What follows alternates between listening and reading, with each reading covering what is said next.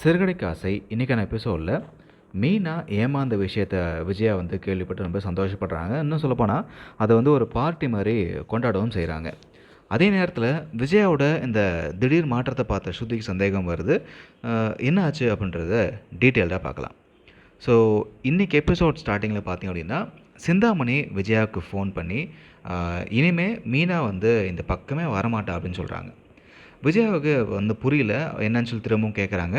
அதுக்கு சிந்தாமணி வந்து மெயினா தொழிலில் வந்து இப்போ 2,00,000 நஷ்டத்தை நான் வந்து உருவாக்கியிருக்கேன் அப்படின்னு விஷயத்தெல்லாம் சொல்லும் பொழுது இங்கே இந்த விஜயாவுக்கு ரொம்பவே சந்தோஷமாக இருக்குது அதை கேட்டு. ஸோ சிந்தாமணி மீனாவை பற்றி அவ்வளோ சொல்லியிருந்தாலும் விஜயாவை பொறுத்த வரைக்கும் எது எப்படியோ அவளுக்கு வந்து 2,00,000 நஷ்டம் ஆகிடுச்சு, எனக்கு ரொம்ப சந்தோஷமாக இருக்குது அப்படின்ற மாதிரி இந்த விஜயா பேசிகிட்டு இருக்காங்க. அவள் பணம் சம்பாதிச்சா மதிக்கவே மாட்டேங்கிறா அப்படின்னு சொல்லி அந்த ஃபோனை வந்து கட் பண்ணுறாங்க இந்த விஜயா. உடனே இந்த விஜயா பார்த்திங்க அப்படின்னா ரவிக்கு ஃபோன் பண்ணி இன்றைக்கி வீட்டில் எதுவும் சமைக்க வேணாம், நீ ரெஸ்டாரண்ட்லேருந்து விதவிதமாக வந்து சாப்பாடு எடுத்துகிட்டு வான்ற மாதிரி சொல்கிறாங்க.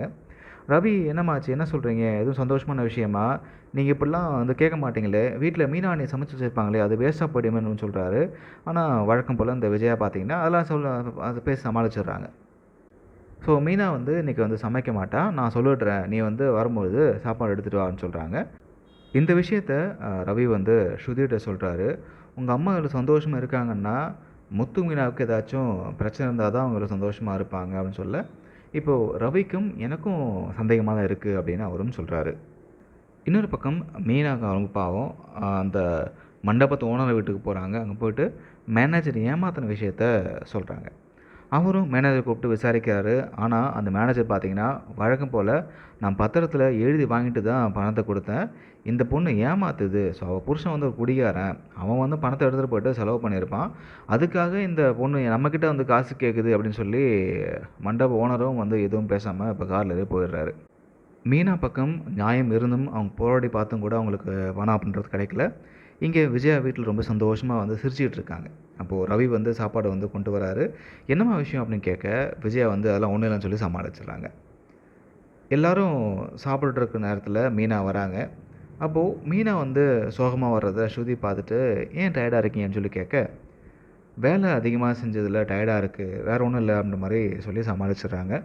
இப்போ எல்லோரும் சாப்பிட்டு இருக்கும்போது மீனா வந்து கொஞ்சம் சோகமாக இருக்கிறத அவங்க கவனிக்கிறாங்க. அப்போது ரோகிணி வந்து மீனாவை பார்த்து சந்தேகப்பட்டு விஜயா கிட்ட என்னாச்சுன்னு சொல்லி கேட்கும்பொழுது அந்த சிந்தாமணி மீனாவை ஏமாத்தின விஷயத்த விஜயா சொல்கிறாங்க. அதை கேட்டதுமே இப்போது ரோகிணிக்கு பயம் அதிகமாகுது. இதனடா பெரிய வில்லியாக இருக்கும் போலயே, ஒன்றும் பண்ணாத மீனாவையே இந்த பாடுபடுத்துது, நம்ம விஷயம் தெரிஞ்சால் நம்ம கதை அவ்வளோதான்ற மாதிரி இந்த ரோகிணி மனசுக்குள்ளே நினச்சிக்கிட்டு பயந்துட்டுருக்காங்க. இதை தொடர்ந்து இப்போ ஸ்ருதி மீனாட்ட வந்து என்ன பிரச்சனைன்னு சொல்லி விசாரிக்கும் பொழுது மீனா வந்து ஸ்ருதிகிட்டையும் எதுவும் சொல்லாமல் மறைச்சிடுறாங்க. மீனா இதே நினச்சி படுத்துக்கிட்டு இருக்காங்க. அப்போது இந்த விஷயம் வந்து முத்துக்கிட்ட சொல்கிற மாதிரி கனவு வருது. ஸோ அதில் முத்து கோவப்பட்டு அந்த மண்டபத்து மேனேஜரை வந்து அடிக்கிற மாதிரியும் கத்தியால் குத்துற மாதிரிலாம் கனவு வந்து பயந்து உட்காந்துருக்காங்க. ஸோ இதனால் இப்போ முத்துக்கிட்டையும் இந்த விஷயத்தை வந்து சொல்லாமல் மீனா வந்து மறைச்சிடுறாங்க. ஸோ இப்படி தான் இன்றைக்கி எபிசோட் முடியுது. அண்ணாமலை மீனாவுக்கு ஒரு ஐடியா கொடுத்துருக்காரு. அதை பயன்படுத்தி மீனா எப்படி அந்த காசை வந்து வாங்க போகிறாங்க, சிந்தாமணி எப்படி தோக்கடிக்க போகிறாங்க அப்படின்றத வெயிட் பண்ணி பார்க்கலாம். இந்த வீடியோ பிடிச்சிருந்தால் லைக் பண்ணுங்கள், உங்கள் ஃப்ரெண்ட்ஸுக்கும் ஷேர் பண்ணுங்கள். இந்த வீடியோ பற்றின கருத்துக்களை கமெண்ட்டில் பதிவு பண்ணுங்கள்.